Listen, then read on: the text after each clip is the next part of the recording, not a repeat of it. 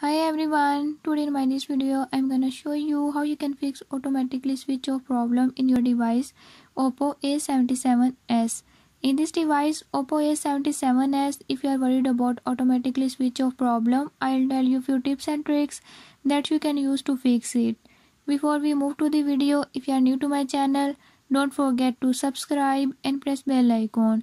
Watch complete video and learn how you can fix it.